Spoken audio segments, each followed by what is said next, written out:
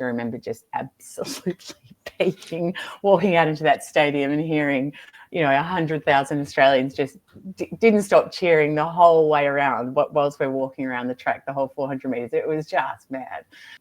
Like I said, I read the room very quickly. Like, there's no place here for disappointment. You are now owned by the Australian sporting public, and you will do what they want.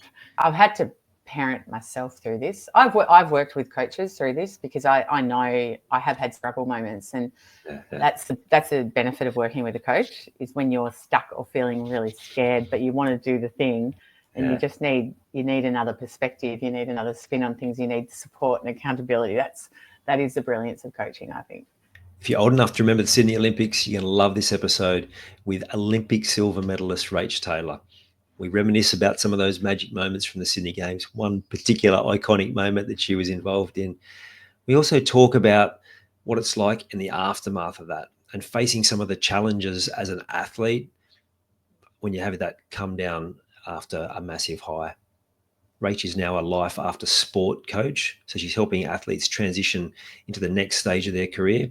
So if you're facing a career transition or looking at it, you're going to get some great strategies to be able to apply to your life. I'm Ian Hawkins, and this is Sport is Life.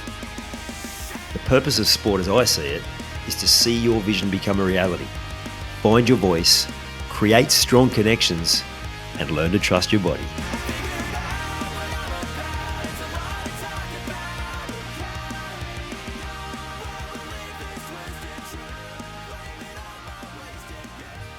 Morning, Rach. How are you going?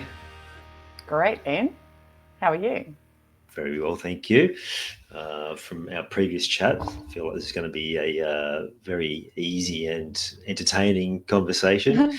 And I love that, when we first spoke, you were saying how you had been a silver medalist at the Sydney Olympics, and I'm going through my brain trying to think, join the dots, and then you described to me one of the most iconic moments of the Sydney Games, and it all came back to me. And that's your brother diving in to the rowing course, to celebrate. How good. Yes. It actually was hilarious. I think that might be my favourite memory of the whole day, because he's such a lunatic. And if you knew him, you would expect nothing less. He was painted in yellow and pink fluorescent zinc cream all over him. He had "Go Rach" written on his back in zinc cream, and he's like this giant yeti, just like plowing through the water, like and then followed by as many Olympic security staff as you can imagine, like thinking he's some sort of crazed lunatic, which he was, but he was my brother. Yeah. And he's like, "Her name's on my back, that's my sister." Anyway, it was highly entertaining. We nearly fell out of the boat laughing, and it created quite a spectacle. Yeah, actually, I think you posted that picture the other day and you guys started laughing. But one of the things you want to talk about is that in the moments after that and days and months, there was anything but that. And we actually connected because you'd done a post about opening up about how the world's telling you how you should be feeling, but because you've worked so hard to win, you were feeling very different emotions to what the expectation of, and smiling and being so grateful for the silver medal. So talk us a little bit about those moments straight after winning a silver medal, but at the same time, an obvious disappointment of not winning gold. Yeah, this is a very nuanced thing to talk about, and it's something that I don't think you can prepare for. And I also think there's potential that this is a thing that may be difficult for other people to grasp rationally. But when you are an elite athlete in the mix for a gold medal, and you're capable and your results indicate that you are one of the favourites, and it's a situation where you are so bloody minded on gold that nothing else will do. And to some extent, that is the mindset that is required to operate at that level in that space. So I was that athlete. I was there to win. I was not there to come second. I was not there to get a medal. I was not to make the final. I was there to win a gold medal. Yeah. So that might sound really harsh, brutal, crazy to some people, but that's just how it is. So crossing that finish line at the Sydney Olympics and coming second, it was such a melting pot of just extreme emotions, because on the one hand, I'd never rode in front of thousands and thousands and thousands of Australians going absolutely berserk in a grandstand for the last kilometre of the race, and the mania of my brother and all of my family, all of my friends, everyone there elated and just ecstatic and roaring. I'd never, ever experienced that. So on one hand, there's just like this elation and joy and mania and excitement. But deep down, this was a loss. I had just lost the gold. Yeah. And there's no way of preparing for this moment. Like, there's no one could have described this to me. I don't think any of us foresaw it. Like, you're not going to prepare, well, what if I come second? What will that feel like in front of a home crowd? I don't think even I was making sense of it, but I was being swept up in the vibe of the place, the energy, but somewhere deep inside, I was really disappointed, and I had nowhere to put that. I had nowhere to place that. And so from the moment we crossed that line, the world around me was ecstatic, and I was just quickly expected to be ecstatic as well. And I very quickly read the room and thought, there's no place for me to be sad, miserable, disappointed, despondent,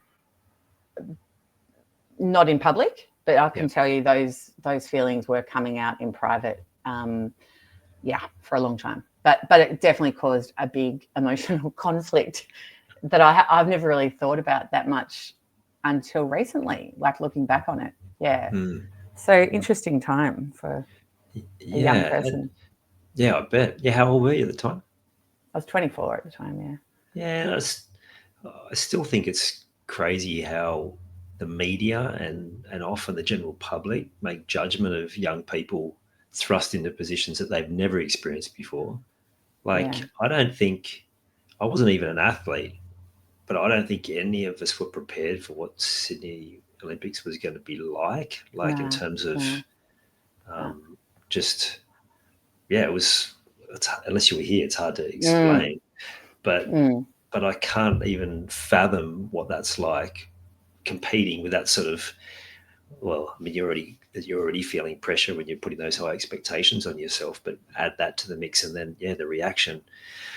I know this is an area we're going to get into, that you're passionate about helping athletes in this space, but also the aftermath. Can you give us a bit of a snapshot about, like, you as a 24-year-old and having to navigate those moments in the lead up, then when the Olympics hit and you see how big it is, and then the aftermath as well? Look, we were professionals.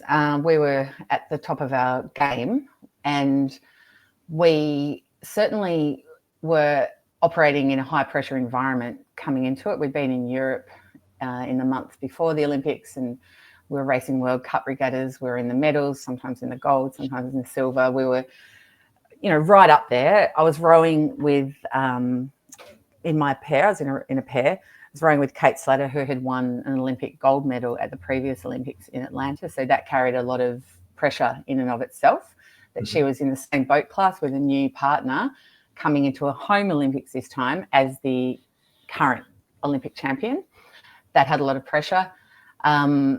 So how did we prepare for that? It was actually pretty difficult, but we did every single thing that we could that was within our power and control. I was working a lot with Jeff Bond, the sports psychologist, on managing the pressure and managing our level of arousal at the event. Rowing's not a sport where there's typically huge crowds and deafening roars, and this was new territory to us, to be rowing and racing in a crowd that was so big and so loud and so going for us that you couldn't even hear one another's calls in the boat. That was a Wow. completely new place for us to be. And on the one hand, that's freaking awesome. Like that my personality type just gets high on that energy. But the risk is you get too high on that energy and you start making errors. Your technique goes out the window, the race plan goes out the window because you get a little bit hyped and over aroused and you're peaking too early, and then next minute you've watched the race. And that did happen to us in the heat at Sydney. And we recognised that the crowd had really impacted us. So we took steps to go away and train on the Nepean River in a really quiet setting to like bring it back together and make a plan to channel the energy of the crowd in our repercharge and hopefully in the final if we were to make it, and really strategically worked on how we were going to use that crowd to propel us rather than to freak us out. Yeah. And that was not easy to do, but we certainly mastered it, I think, for the final, and it was awesome. It was awesome. Like, it was absolutely awesome. But it was something we had to manage going into, say, the opening ceremony in the big stadium in Sydney. That was probably one of the most exciting and hyped up moments of my entire life.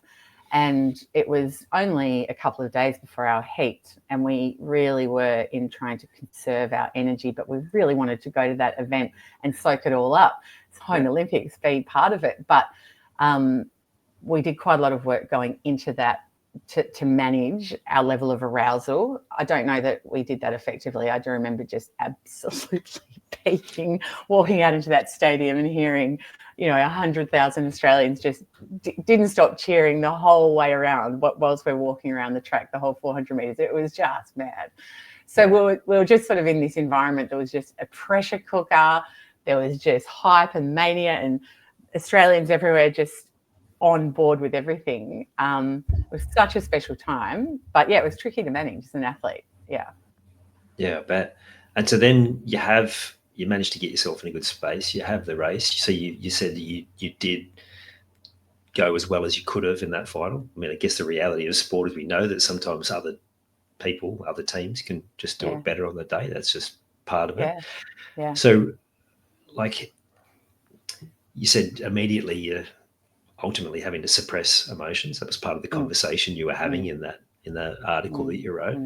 And the reason I reached out is because it's something that happens across the board. We learn these behaviors and patterns of suppressing emotion because we're told how we should behave or react. Don't be sad, don't be upset. But then it's also societal norms and so on about how you should react in different situations. Yeah. And so then you go into that where you are feeling very real and raw emotions, but you come out the other side trying to ultimately, like I said, suppress them. How was that a roller coaster? And if so, how long did that last, having to negotiate the feeling but also putting on this brave face? Oh, I kept going for a really long time.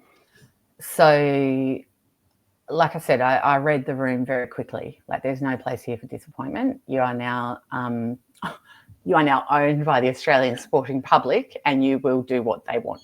Dance, right. Monkey dance, monkey dance. So this is time to start dancing. And that was evident immediately. As soon as we crossed the line, as soon as we're getting our medals, on the media appearances that night, that day, in the weeks that followed, the ticker tape parades, the prancing around to every event under the sun, it just became a narrative of the highlights reel, and it's inauthentic. But I knew I couldn't speak about how I was really feeling. So was it a roller coaster? Yeah, that was a roller coaster. And I was so caught up in everything, I don't even think I realized that. But I can remember just on the day of the final itself, we rode very early in the morning. Maybe our race was 8 or 9 o'clock in the morning. There are a couple of times in that next 24 hours where I totally broke down in private. There was one time with my parents before we had to go to some team barbecue presentation thing in the afternoon, and I was in a bus or a car with them, and I just had the most guttural, emotional outburst of just crying, howling, and then had to very quickly pull myself together and go back out with the highlights reel at this event. And then I do remember after the Roy and HG show later that night, I went out with some friends and ended up at a house party somewhere in Sydney. And instead of my normal Rachel self at the middle of the party on the dance floor, I was in a stairwell just howling, bawling my eyes out. So it was coming out of me. It was coming out of me. Doesn't matter how much of a PR move I was trying to put on for the public, the media, I was shattered inside, and I knew that wasn't cool. I very much felt like no one understood that either. My parents, the friends that were consoling me at that party, I think they were probably a little bit bewildered as to why. It's pretty hard. It's a pretty hard thing to grasp. I think it's a pretty abstract concept to grasp. Of course you should be happy. Of course you should be happy.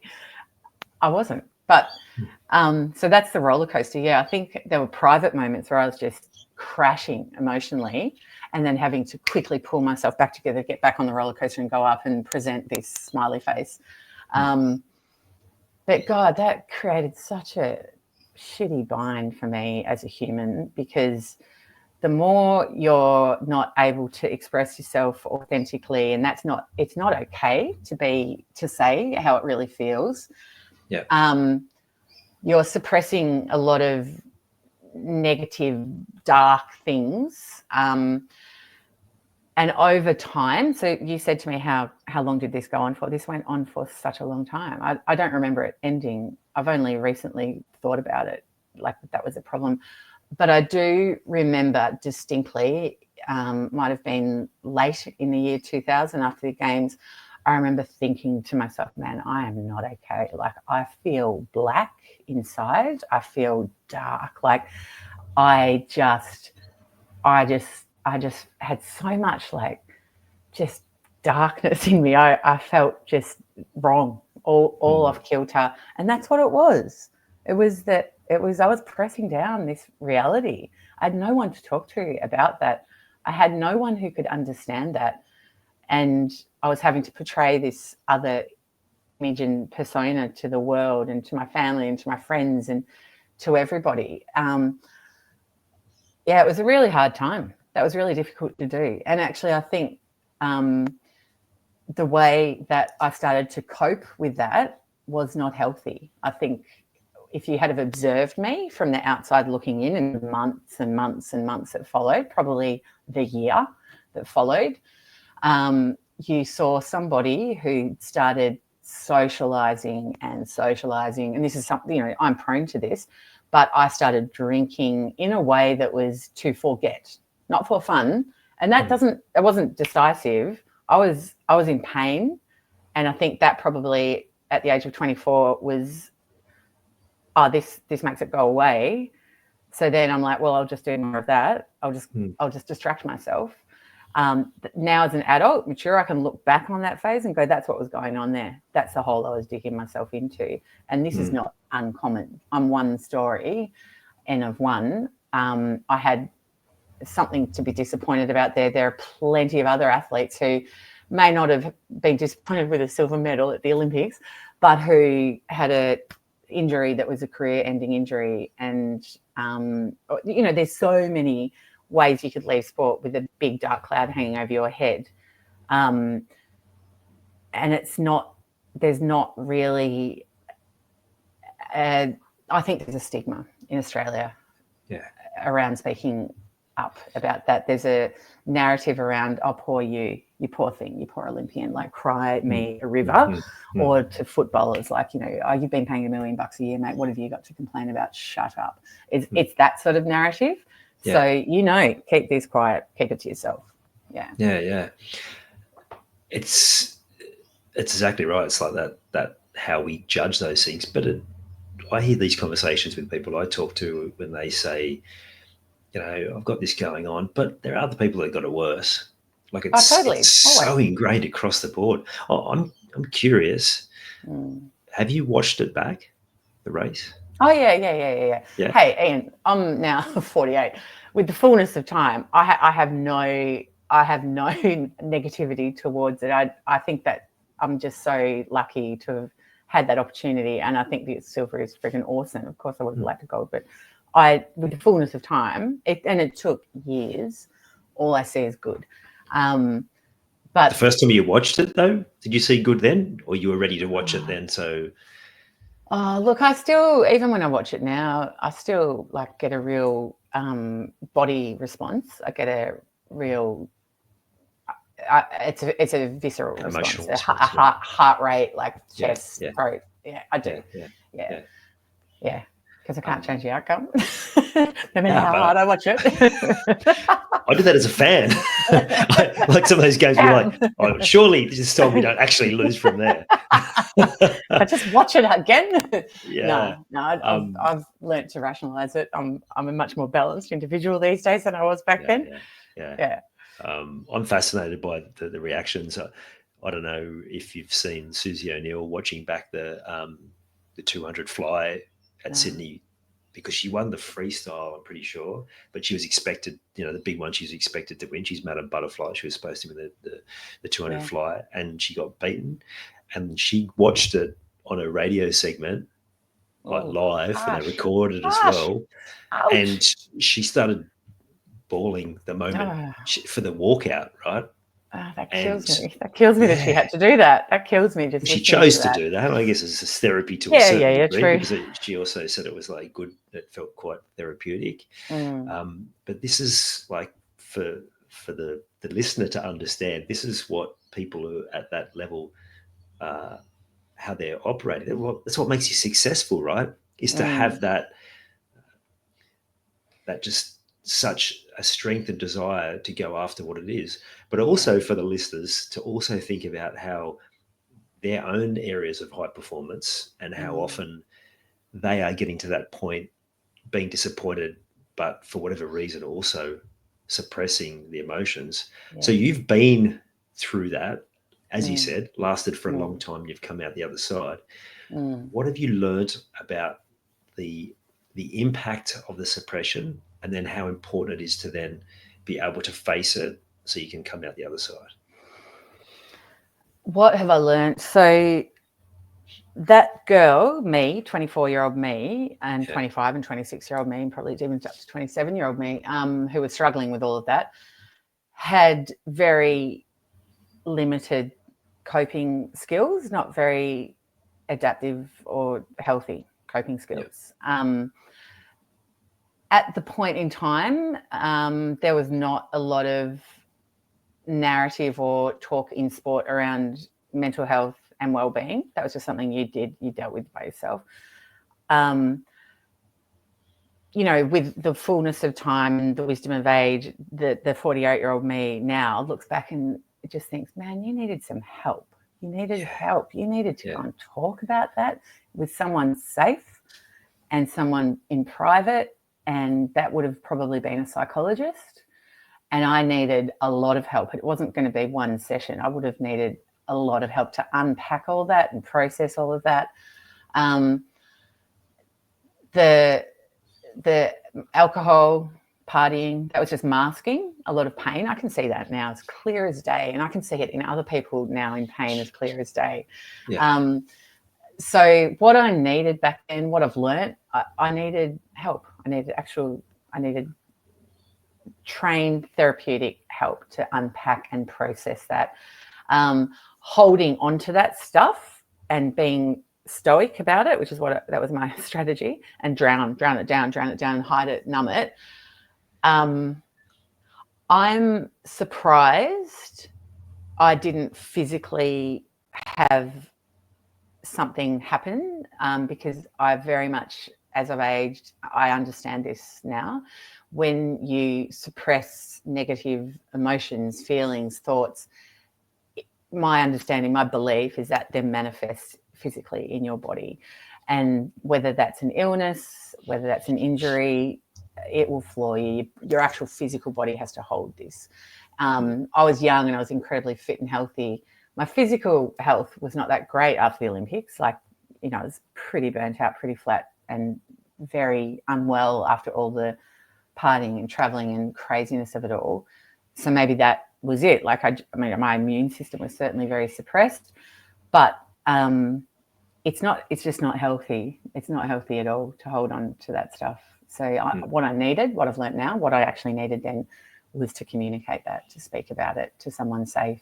I didn't think, at the time, my perception was I didn't have anyone safe to talk to about that. No one understood, and it wasn't a safe thing to talk about because the public and the narrative around it was you don't feel like that. You don't feel like that. That's not valid. That's not accepted here. Yeah. So that's how I ended up coping with it in a pretty shitty way, actually. Yeah. So I've learned a lot. I'm sure plenty could relate about using different vehicles like alcohol to cope with different situations, to silence that inner voice that would come with all of that as well. So yeah, but I also take your point of like no one understands, like I'm alone in this, and you learn the hard way. You need to open it up, and you need to externalize, you need to get out, because you're right. It's funny, I think most people can join the dots around something that's happened to their body and an event, but how many are actually willing to do anything about addressing it? They still address the physical instead of maybe what's actually going on. Have you now had experiences that where your body might do something that's not quite right, nothing dire, and then you react and go, okay, what's actually going on here? I've been a bit of a slow learner on that front, and I think this is something a lot of elite athletes struggle with as well. So when you are an athlete at a very high level, you are actually trained to ignore the signals in your body. Right. You're trained to, if you're in pain, forget about it, carry on, push through it. If you're fatigued, get up, go to training, keep going. Like that, if you're injured, you can probably push through this to a point. That was definitely the culture of the sport I was in at the time. It's harden up and carry on, get the fuck back out there. Yeah. So it has taken me years and years to actually have the awareness to recognize that I am like that and other people aren't like that. Other people are more attuned to what's going on in their body and respond appropriately. Whereas I just be like, shut up, body. Like, you do what I tell you. I don't listen to you and you tell me. Like, do you know what I mean? Yeah. So it's actually, for me, it's taken like some proper smackdowns physically for me to wake up and go, oh my God, that happened because I have not listened to all the signals, that pattern that I was ignoring. So yeah, I've been a really slow learner on this front, and I think you'll find a lot of athletes, especially in grueling sports like rowing, cycling, but typically that's part of being an athlete. So a lot of that sets us up for a lot of problems in life, I think, in that, if you can look at it in that context. Yeah. One of the early guests on here, Colin Durrant, he was talking about how he pushed his body to the limit to stop that noise in his head. So if I was just getting myself to fatigue, then the voice would stop. So that was like almost like an addiction to that. And I guess what you're describing there, you're doing it from a different perspective. Yeah. If the noise is there, I've got to shut it out because it's going to be detrimental to performance. But it's the same process in a way. It's like you just keep. I'll tell you when you're finished. I'll tell you when you're tired. Yeah, totally. Wow. Like, there used to be the analogy, I think my coach used to use this, like, how long can you keep your hand in the fire? Like, it's a rowing race. You're working at your maximum threshold for 7 minutes. So are your competitors. How long can you keep your hand in the fire? Like, how long can you tolerate the pain? The contest was ignore the pain signals and keep your hand in there where it's burning. Like, I'm like, yeah, that's what I'm going to do. Like, that's crazy. That's crazy. That's not the way our physiology should be operating. So but we obviously have that. We obviously have that capability, though. We do. I'm curious because I know a lot of people would pull back because of fear. Did you face a fear around, or what if my body breaks, or you just, again, no time for that? I remember always thinking, I'm not going to die. Like, it's highly unlikely that I'll die. I'm going to experience a hell of a lot of pain tomorrow, like, in the race. And it would always be something I'd go through, and I'd acknowledge and be ready for it, I would know that, but I'd sort of placate myself by saying it's highly unlikely you're going to die. You're just going to go to a really, really uncomfortable place. You should be right, mate. Not definitively. I can't guarantee it, but Probably. I'm pretty sure you're going to survive this. Yeah, so I think it's a really extreme mindset, all of the stuff I'm talking about here, and I can see that now as a more well-adjusted, slightly healthier adult. I can look back and go, I was one extreme little crazy unit back then, and that's why I was there. I was in the right place for that mindset, but that has not served me well in life thereafter. I have sometimes, but it's been quite disabling. I'm sure there's elements of it that absolutely have. Like you talk about the work that you do with leaders across all industries, and you talked about like the resilience piece. So there must be, like, you must have a mental strength better than the average person, I imagine. Probably. I think I've met a lot of average people that have got unbelievable mental strength as well. I think we all have a well within us of unbelievable fortitude, and when faced with the crisis, whether it's your child is diagnosed with cancer and yesterday you were just a normal pedestrian person, you will find a well of mental strength that you had no idea existed. I think we've all got that in us. Maybe elite athletes are forced into that well early because it does require that. But I believe that's part of the human condition. It's part of the miracle of being a human. Yeah, absolutely. So before you get to the Sydney Olympics 24, like, were you always a naturally gifted athlete, endurance? Like, how do you go, like, where did your sort of sport journey start? And then how do you find out that you're pretty good at rowing and that you're going to go down that path? I was actually part of a talent identification program. I grew up in Ballarat in Victoria, and this was a bit of a fad before the Sydney. I think once Sydney was announced, this would have been before Sydney was announced. So I think it was actually just a bit of a fad in the 80s and 90s. Definitely ramped up. East German model. Yeah, definitely ramped up. Yeah, agree. But yes, I was identified. So obviously rowers are pretty tall, pretty physical sort of people, and that is my family background. So I was identified as somebody who would have talent after quite a lot of series of testing and sort of funneling down into a small group of teenagers. We were 14 at the time. And then we were put through a bit of a hothouse program with the Victorian Institute of Sport. And look, as soon as I started rowing, I very quickly went, I am actually kind of good at this. And I actually love it. I loved it. But when you're talented at something, it kind of comes easily and you're a bit better than everyone else. And you're like, it was hard, but you guys really struggled. And I didn't as much. Maybe I am talented at this. So if you've got the talent meeting enjoyment, I really loved it, then that's a bit of a win. That's why I just kept going with it. Yeah, absolutely. The love of it, I think I'm learning more and more, is so important. Although this next generation, they talk about, there's a lot of these footballers in particular that they don't watch the game. They just happen to be good at it. I wonder if there's anyone that's made it that elite level who's like that. But yeah, I think if you want to be successful at anything, there has to be an element of love. Otherwise, you're going to get yourself to the point of resentment and not enjoying not just whatever you're doing, but life. Yeah. So tell me, there's a good story here somewhere where you actually can remember a fantastic win that you had, where you got to at least feel that euphoria, maybe at a different level, but still a really absolutely. I mean, when you are an athlete, the wins, you remember the wins because there's not as many of them unless you're one of those freaks, the goats who just seem to win everything.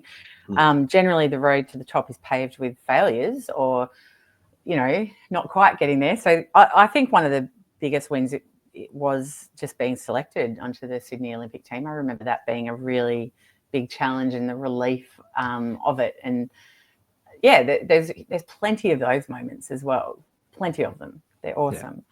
Yeah. I'm thinking that release of emotions afterwards, disappointment, yes, but there would have just been a culmination of all the hard work, the emotion of the unexpected, euphoria of the crowd, and an element of relief mixed in with that disappointment as well, which would have heightened everything. Yeah, I think so too. I think there's a high chance though, like I can't articulate what those were, but that there was outpourings of emotion. I think it was everything, like the pressure, it's over, the relief, the freedom of like it being over, just the intensity of it all, you know, it's just so much. So of course there's going to be an outpouring somewhere, and also the disappointment, all of it, everything, the excitement, like it was such a melting pot of extreme feelings that's got to come out somewhere. You're bubbling over. I remember having a conversation with Jana Pittman. I mentioned that to you when we spoke last time, and she was talking about potentially moving into that space to work with athletes because she identified it as well as a really common problem. You talked about, I've finally grown up and realised that, you know, like I've got some space to do something for me. I know that's something that a lot of people that getting towards the late 40s, early 50s start facing. Okay, my kids are growing up now. Like, what have I got? Like, what am I doing? And they're questioning a whole lot of different things.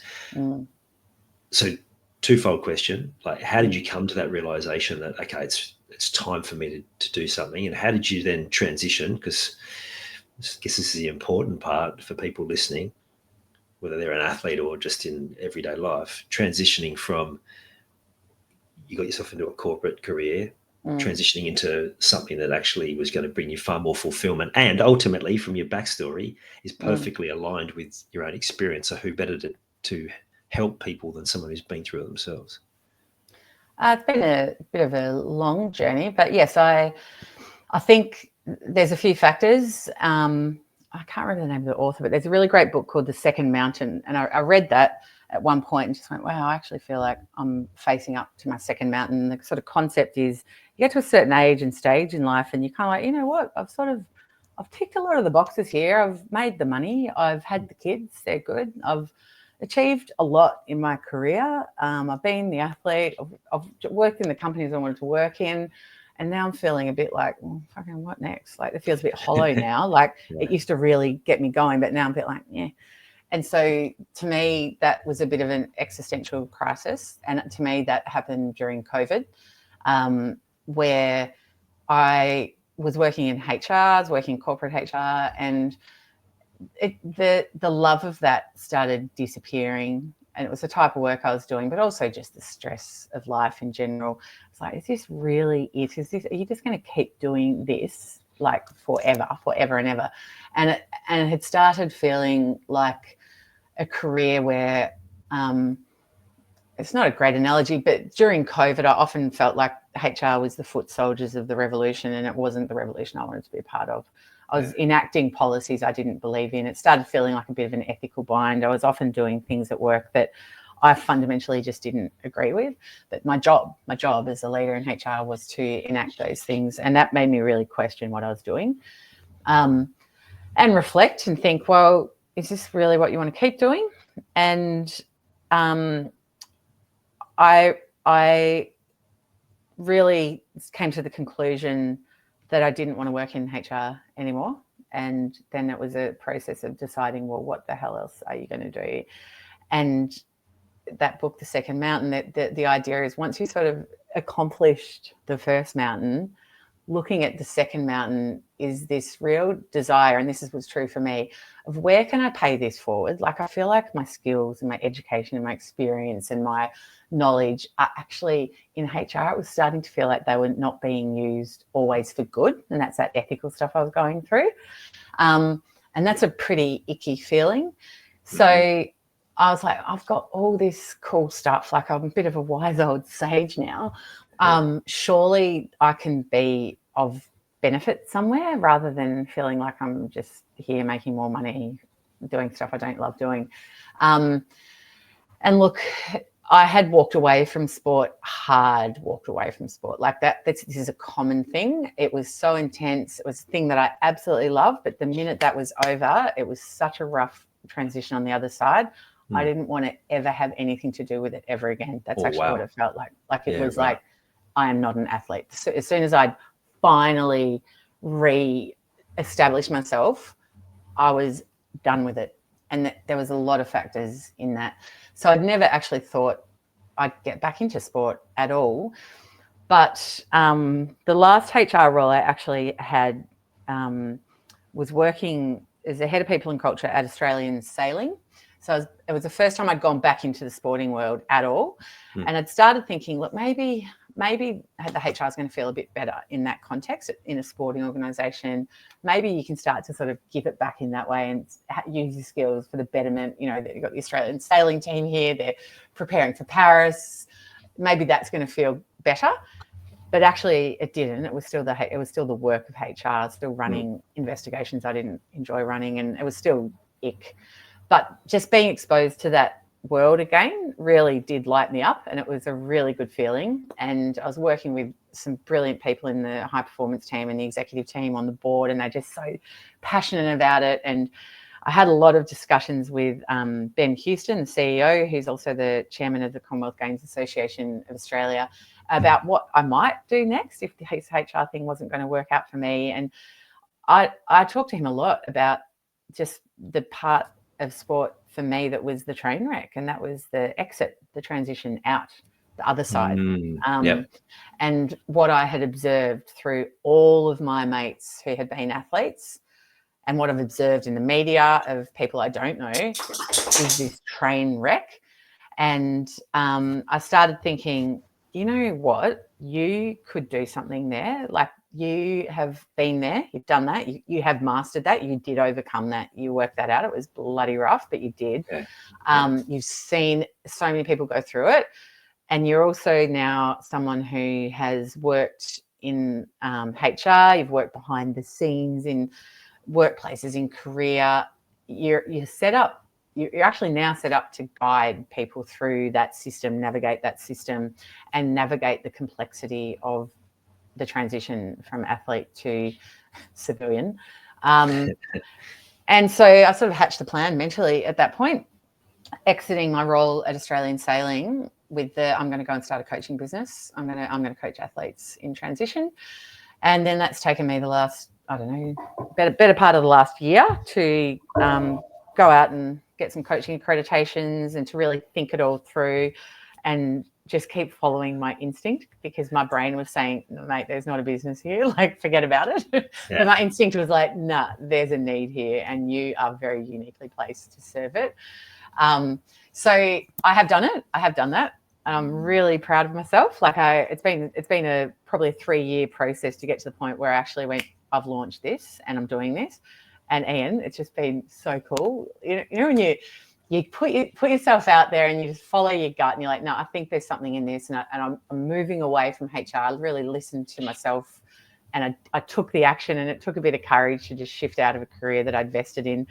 And now I've just launched this thing, and I'm just getting nothing but massive green flashing lights from the universe. Like, you are doing the right thing. You're in the right place.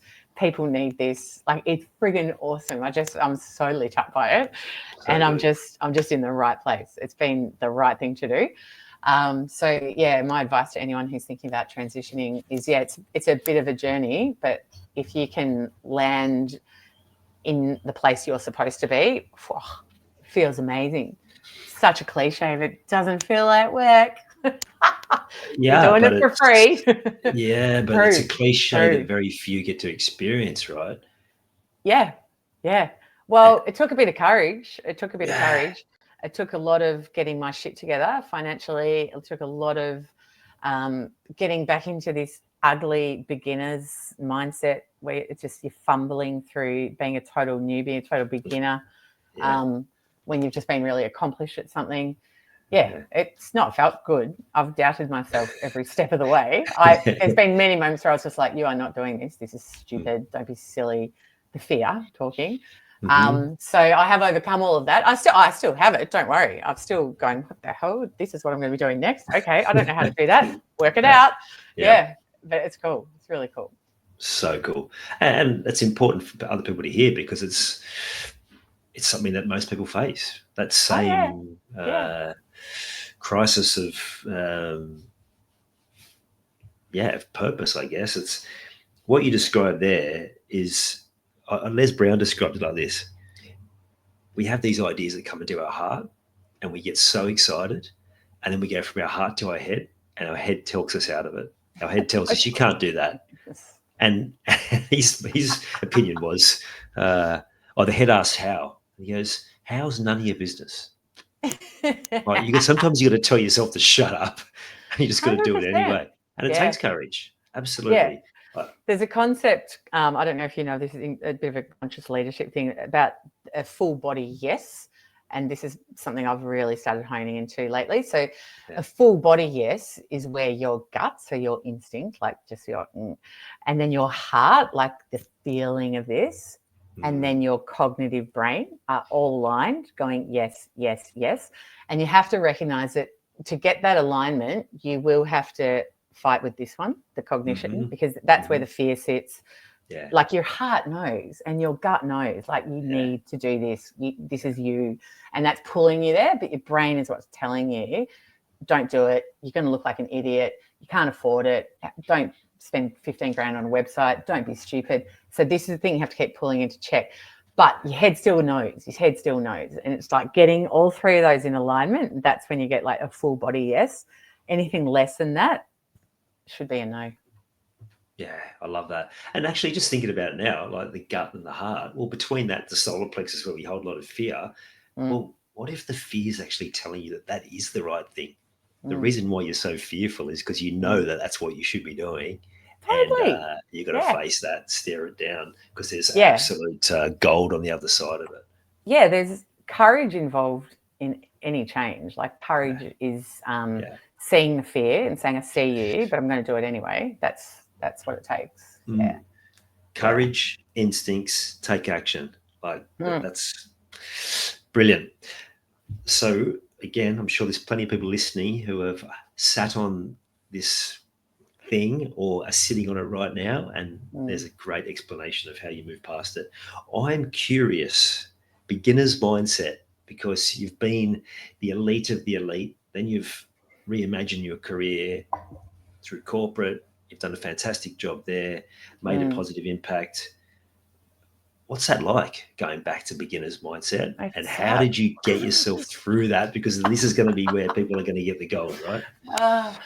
I'm still in it every day right now. Yeah, like I don't know how to run a business. I don't know how. Like I know. I just tell people. I've got the full body yes going. I'm in the right place, but I am learning to ride this bike as it's hurtling down the hill. That's what it feels like at the moment. Yeah. And I'm a beginner. I'm on training wheels, so it's scary and exhilarating at the same time. Yeah, but I think I've just been around the block enough times to know that on the other side of all of this discomfort and that horrible feeling of being a newbie and fumbling, and that there is greatness on the other side of that. Like I just know that because I've been around the block a few times, and I just think about anything in life that you want to learn, you're gonna feel like a complete newbie for quite a while actually, and if you can't push through that, you'll never get to anything good. And it's like when you think about, like, I've got two kids.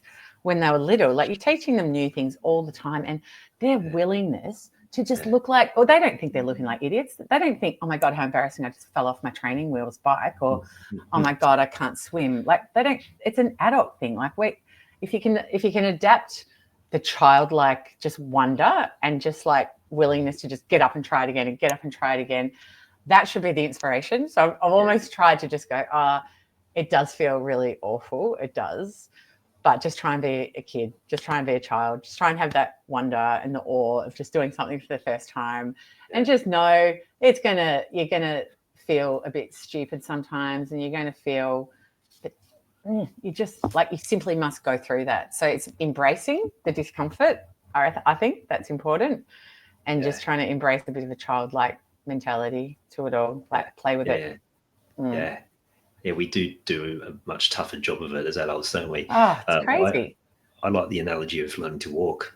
Like you're falling down, you're laughing, your parents are laughing, like encouraging you to get back up, but then something happens, and like as parents we start trying to tell them how they should be walking, and then they start getting too caught in, am I walking right?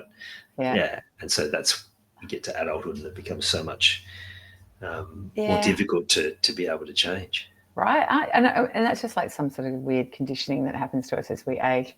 Like I think about, there's two things I say to my kids constantly, and they're both really big into skateboarding and BMXing, and like I have just watched them learn unbelievably difficult things. It scares the hell out of me. But I've said to them, they'll come over to me and I'll just be like, well, if you're going to make an omelette, you got to crack a few eggs. Like as in you are going to have big stacks. And they're just like, yeah, that's true. And the other thing I always say to them is the old, I think it's Confucian. I'm like, well, fall 7 times, stand up 8. Like you just keep going. I say this stuff to them and they're like, yeah. Get back out there, do the trick again. And then I've had to like reflect this back and start saying this stuff to myself. And I'm saying it to my clients as well. I'm saying it to my clients because this is so normal when you're changing careers, starting a business. So it's been really useful for me having just gone through it all fresh, and I'm still going through it, to help coach others going through career transitions. And it's good to be in it. It's exciting, it's fun, scary, and icky all at the same time. But the icky bits get less and less as you keep going. Yeah. And you're going to have icky bits in life anyway. You may as well be doing something you love at the same time. That's right. Yeah, because the ickiness of staying in something that no longer fits, like a career or a job, way worse. Ickiness of that, man, that's like walking through freaking quicksand uphill every day with chopsticks in your eyeballs. It's not good. It's the worst. So let's take the ick of just being like, oh, did I just say that on that coaching call? Oh, next time don't do that. Like the ick of that is just fine compared to the ick of that. Choose your ick. Choose your ick. Choose your ick. There's a good quote. I'll put that in the quote card for you. I'm going to use that. I'm going to use that. Yeah. It's so true. And what you're describing there, I remember that at corporate, like you going, okay, I've got to do something different. And then something would happen that would just give you this hope. So that'd keep you going for another 6 months. And then you'd come out the other side and you go, okay, I need to move. I need a pay rise. I need a new opportunity. And you'd get just enough breadcrumbs to keep you there. But ultimately, you've got to choose something that you actually described it. You said, is this what I want to be doing? And I think that's one of the most powerful questions, because how you described that was very similar to my experience. I can still distinctly remember that moment where I'm walking through the office going, do I want to be doing this anymore? Do I want to do this for another 20 something years? Yeah. And I think if everyone, well, not everyone, because there are some people, but I talk to mates all the time. They don't really want to be, but they don't know what else to do. So the more people like yourself that are helping people with the transition, all the better, because you don't necessarily need to reinvent the wheel, right? I imagine what you're doing now is not that big a stretch from HR, and it's not that big a stretch from being an athlete, because you're using all of the same skills and knowledge, right? Yeah, exactly. Still working. And I think that the beginner thing is just the technical skills of coaching, which might be new to me, having been in an advising role in HR. Now I'm in a coaching role where advising is not the answer. Like, it's not what you're doing. So there's, but the wisdom that I can extract from that career, that's the gold that makes me a brilliant coach. And so, yes, I do have a beginner ick going on with certain things, but there's so much there that is just waiting to come out. That's just brilliant, and it needs to come out. It's a really cool thing, and I think I'd encourage anyone to just really have a long, hard think about whatever it is that they're doing right now. And there was a question I asked myself at the start of this year, and this will sound a little bit dark, but I think it's a really good way to contextualize things. And that was, if I knew for fact that I was going to die in 12 months' time, would I be spending the next 12 months this way? Yeah. And that pretty much shines a light on things. Like, you start thinking about that. Would I be in this relationship? Would I be doing this job? Like, is this how I'm going to choose to spend my last 12 months? Do I want to be in a career where I can't get to spend my time with my kids for money? Like, is that what like really ask yourself that question. If the question is no, fucking do something about it. Exactly. You don't know how long you've got. I mean, the reality is you're more than likely going to have way more than 12 months, but the reality is you could have even less. Yeah. So, and I know it's not easy. It's not easy to change. It's not easy. No. But we have this thing where we can be completely lit up as humans, and it can be amazing. But yeah, you got to make it happen. It's a privilege that we can do that in this Western world. Oh yeah. We're so far up the hierarchy of needs that we can pontificate about what lights me up. Like, what a luxury. Use it. Yeah. That's the two pains. You talk about the X. It's the same thing. The two pains: the pain of regret of not doing it, or the pain of actually having the courage to go and face it. That's right. Choose your pain. Yeah, I encourage my kids to go and try something now while you don't have some of the commitments that you're going to have later in life. Like, give it a crack, try things, and they are, which is cool. And I think it's the more we can pass on that message at a younger age, they're going to have less of the struggles that we have much older with all the baggage that we're carrying. Yeah. One of the elements that you talked about was that restricts change is what will people think. I think that is such a big one, because it's like, what if I stuff this up? What if this doesn't work? What if I invest this money in it and it doesn't work? And it's like, you could do that with everything. You'll never know. You'll never know unless you have a crack. Yeah. You've got to get out of your own way. There's a real get out of your own way, because if I let me just stand in the way, I just wouldn't have done anything at all. Like, I just would have taken no risks at any point. So I've had to parent myself through this. I've worked with coaches through this, because I know I have had struggle moments, and that's the benefit of working with a coach, is when you're stuck or feeling really scared, but you want to do the thing, and you just need another perspective, you need another spin on things, you need support and accountability. That is the brilliance of coaching, I think. Yeah. Absolutely. And if you've come from a sporting background, even more important, because I love having someone there to go, you need to have this done by next week. You've told me how important this is, and I've told them, you make sure you kick my ass next week if I haven't got it done, because I want that sort of accountability. If that's not for you, that's great. But I challenge you, if you are, well, if you're listening to this, you're going to have a sporting background. Where have you got the best results? Is it from just letting things slide, or from having someone there cracking the whip, holding you to account? It doesn't mean they have to be an asshole about it. We know what those coaching experiences are like, but in a caring but assertive way. I will hold you to your why have higher you not self. done this? Yeah. You told me you wanted this. I'm going to hold you to it. That's my job. I'll hold you to it. Yeah.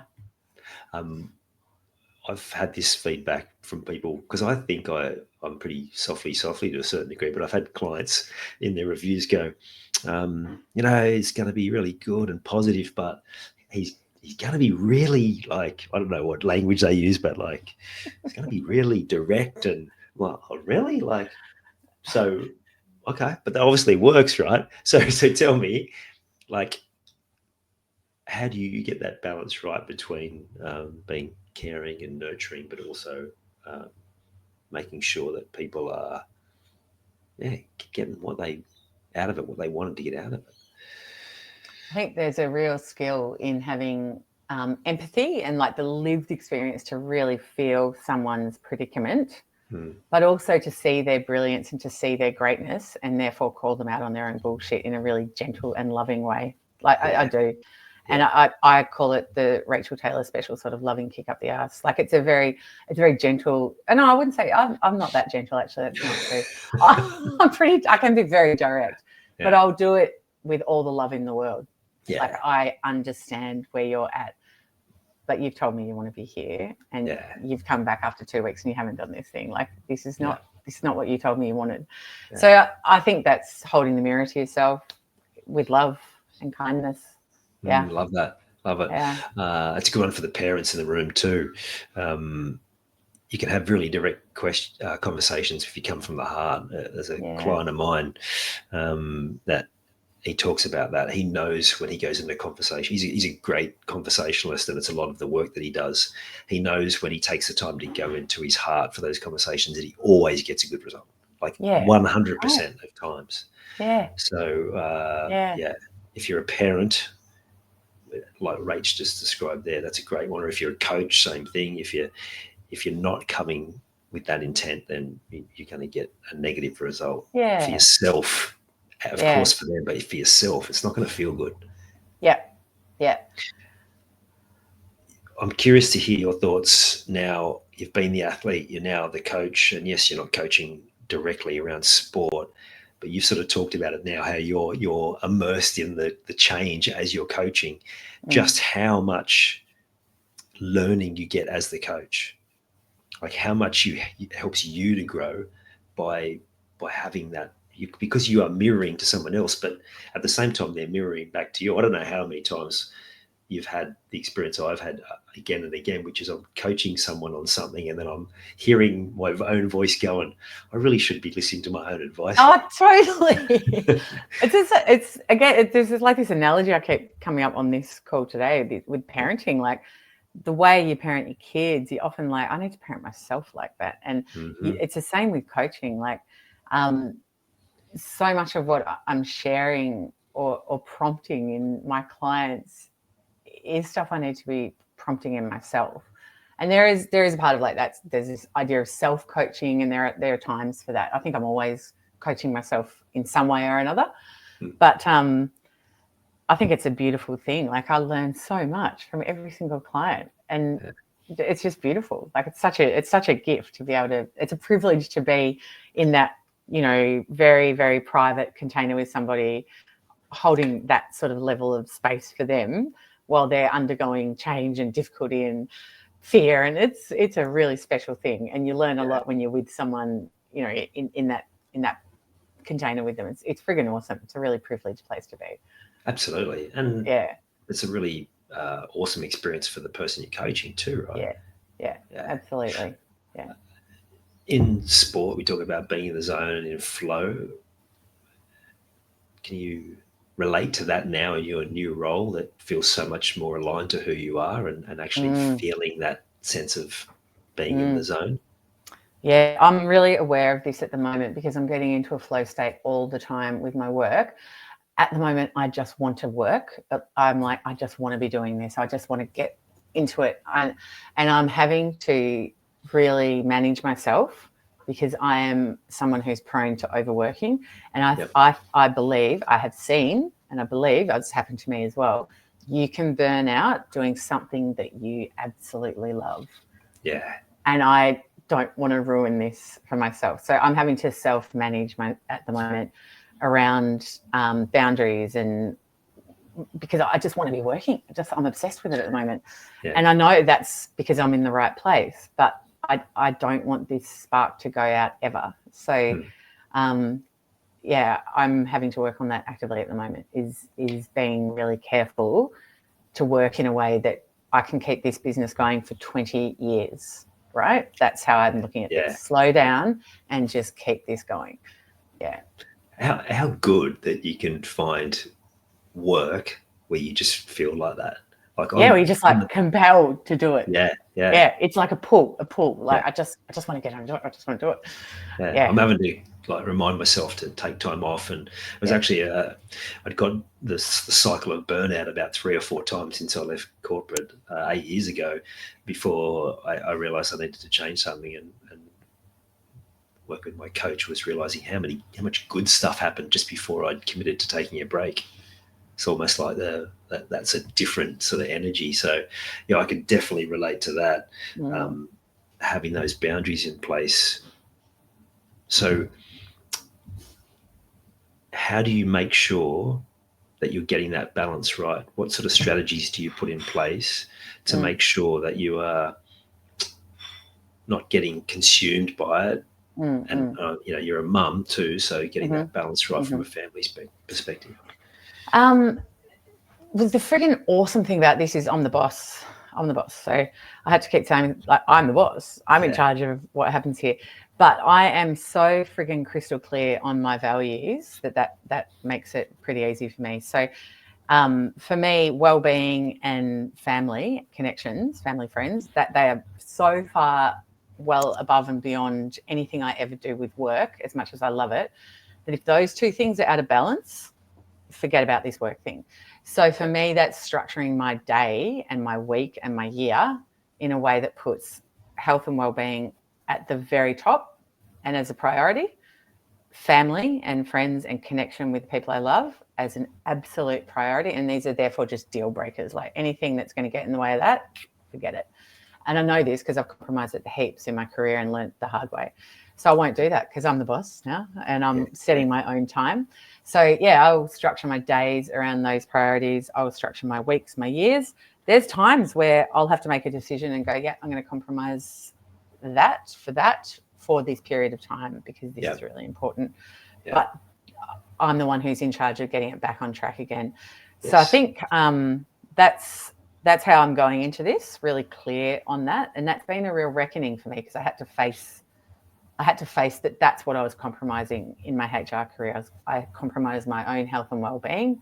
I compromised time with my family and my friends, and the cost was not worth any amount of money. So the most important commodity to me is time. Far above money, I'm driven by time. So I know that if I'm structuring my time in a way that aligns with my values, I'm the happiest person on earth, which I am right now.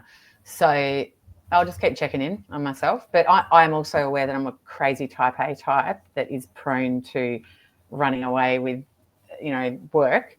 So this is something I'm really having to manage in myself, and I will have to. But I reckon I'm in a pretty good place with it right now. Yeah, really cool. I don't know if you've read Steve Kotler's book, Rise of Superman. No. It talks about flow and being in the zone. One of the things he talks about, the 4 stages of flow, because there's lots of different ways to access a flow state, and they've done a heap of work on it, his whole business. It's like you got to have a goal, and then there's the struggle stage, which a lot of people get stuck on, and then flow. But the important thing is that what you described before, like doing what you love, it can be exhausting. And the 4th stage is like rest and review. Yes, and he talks a lot about through the lens of extreme sports and how they've been able to take their performance and levels of results on an exponential curve, while the rest of the sporting world's a pretty steady climb. And the reason is that they just instinctively follow those 4 stages. They go a season doing rock climbing, and then the seasons change and they can't do it anymore, or skiing or surfing, and then they just take weeks off to chill out and recover. And I really like that. So I think that it fits in with what you were saying then, is getting that balance right. And if you're making sure that you're prioritizing the really important areas in your life to recharge. So you mentioned before about falling out of love with sport. How did you start rekindling that relationship? Because now you're working with people who have been in sport, like you are the life after sport coach. How did you rebuild that connection again? I think it was in those discussions at sailing, working with sailing. So sailing, just being back in that environment, in a high performance sport environment, felt good. And I was like, this is cool. I forgot about this. I forgot how switched on these people are and how driven they are. And it feels really good being around it. Felt really familiar to me. But that nuance around the transition from athlete to civilian, that life after sport transition, it felt like a calling to me. Like there's just such a logical progression that I should be working in that space. Yeah. And so I've found a part of sport that just means so much to me. Like if I'm able to help 5 people through that transition, I will be so fulfilled. So it's not about winning games, winning medals. It's not about that side of sport anymore for me at all. It's just about the human experience of transitioning out of sport, and just recognizing my care and passion in that space is just so immense, and that I have so much to give there. So I've fallen back in love with sport. I tell you what, it's been really nice to be back around athletes. They're just such switched on people, and they're just such action takers, and they're so great to work with. So that's been really cool. And there's so much passion in sport. It's great to be back in it, but I wouldn't say I've just fallen back in love with sport as such. I'm just in I'm in a zone that I've fallen in love with. I'm in the right zone. I'm just working where I should be, and I'm in love with that for sure. Yeah, awesome. We've covered a lot of areas of what's got you to this point, the importance of looking at your emotions, the transition, all of those different things. Is there anything else around what you know to be true, and any other message to the listeners and viewers that you want to pass on before you wrap it up, Rach? Well, I guess I would just say, in the context of sport and in the context of athletes, in the context of the conversation we've had today, if you are a parent or a coach or somebody who's working with a really elite athlete, knowing that is such a difficult thing to understand, that certainly that transition out and the range of extremes that are going to go on there. When you're dealing with that athlete, not coming to them with a prescription around how they should feel. They just need you to listen, right? So it's sort of like, don't come to them with a solution. You'll be right, but you've won a gold medal. You should be stoked. Do not go in and prescribe. Just listen and be there for them. And if you're seeing someone struggling in that transition period, which is really common for up to 2 years, if they're doing well, get them in touch with someone who can help them. Get them talking to somebody who can help them. If that's not you, see if you can connect them back into their sports psych networks or whatever it might be. But I guess there's just a recognition there that it's a pretty hard thing for people to understand, unless they've maybe transitioned out of the military or they've transitioned through something very, very, very extreme themselves, to don't presume that they should just pick themselves up and pull themselves back together and get on with it like you've always seen them do, because they're a tough sort of person. So that would probably be a little message I'd just put out there. Don't try and solve it for them, just try and be there for them. Love that. And I'll add to that if you want to get the best results, it's going to someone like yourself who's lived it and can pass on not just your coaching skills and all of the wisdom in that space, but from lived experience, because you'll be able to relate to what they've been through, what they're feeling. And I think that's, if in all the things we've talked about, if you're listening to this and you're thinking about what you need to change, it's very much, you're going to get the best results, and it's going to be a more enjoyable and fulfilling experience if you go to someone who's walked the path before. So I think so. That empathy for the experience and the nuances around it, that's pretty important, especially if you're really out on a limb with the experience, whatever it is that you're going through.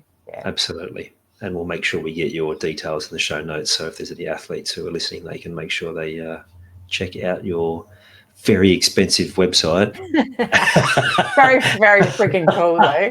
How good is it? But more importantly, your vast knowledge and lived experience of how you're going to help. So really cool. Rach, thank you. I knew I was going to enjoy this one. You didn't disappoint. Your energy is infectious, and I love all of the wisdom that you've shared today that is going to apply to people in their sport, their post-sport, but of course in all areas of their life. So thank you. You're welcome. It's been an absolute pleasure. I really enjoy that. Rach has got a great energy about her. I liked hearing some of those strategies that the elite athletes use and how I could maybe apply those to my life. The lessons for you to add to your game plan. So firstly, those two pains, or like Rach called them that, the two icks. Is it going to be the pain of getting out of your comfort zone and actually having a crack at something? Or is it going to be the pain of staying there in the comfort zone and that pain of regret? Making sure you choose wisely there. The other thing was that transition element. If you're making a change in any area of your life, those steps that you talked about, having that thing in your heart to go after. Convince yourself in your head that if your heart and your gut are telling you this is the right thing to do, then it absolutely is. Having the courage to go after that, to trust your instincts and take action, and you're going to find yourself in a much better place. And like she described, she's loving life at the moment because she's had the courage to take that on. You've taken the time to listen to this whole episode. Now it's time to take action. Commit to one thing you've learned today and make it happen. And to avoid any obstructions, join the Sport is Life movement by clicking on the link in the show notes.